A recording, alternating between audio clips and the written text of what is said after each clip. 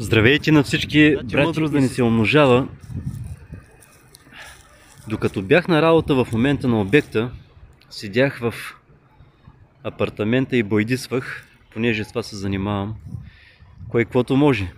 И чух в себе си от Святия Дух, че трябва да направя видео. И реших да дойда. Тук съм в Сарафово, много е красиво между другото. Извинявам се за предварителния шум тук, но хората работят. Тук съм, за да заснема един видеоклип, чрез който нося послание. И това е много интересно. Искам преди това да благодаря на Святия Дух, чрез когото аз съществувам. Благодаря на Святия Дух за неговата милост, мъдрост и това, че той винаги ми дава такава мъдрост и водителство. Посланието се нарича и то е към хвалителите. Ти си ценен хвалителю в Господа. Словото казва: хвалете го славно.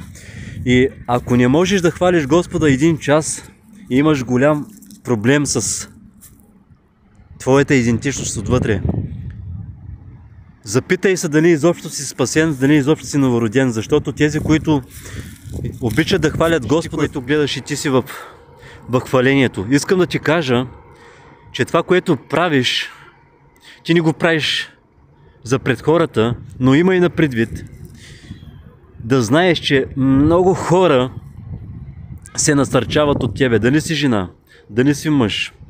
Искам да ти кажа, че много голямо благословение си ти тук на земята, чрез хвалението, което правиш за другите. Всъщност за Господа, но ти хвалиш и ти насърчаваш самите братя и сестри да се изграждат в това нещо. Хвалението е голяма сила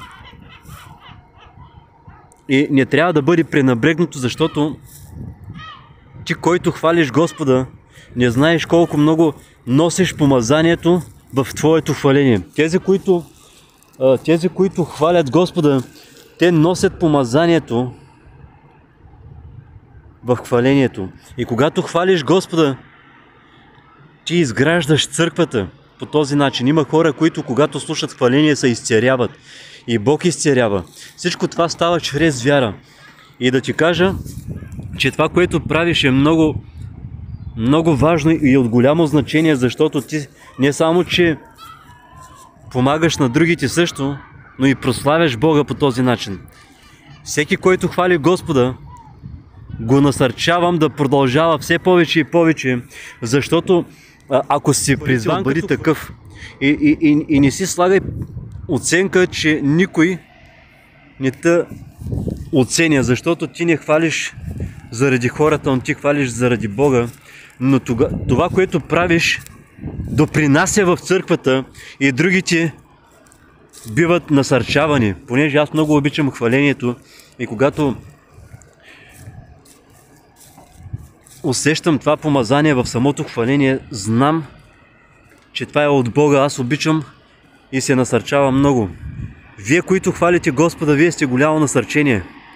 Така че продължавайте все така и бъдете смели, понеже вие насърчавате много от църквата, насърчавате много от братята и сестрите.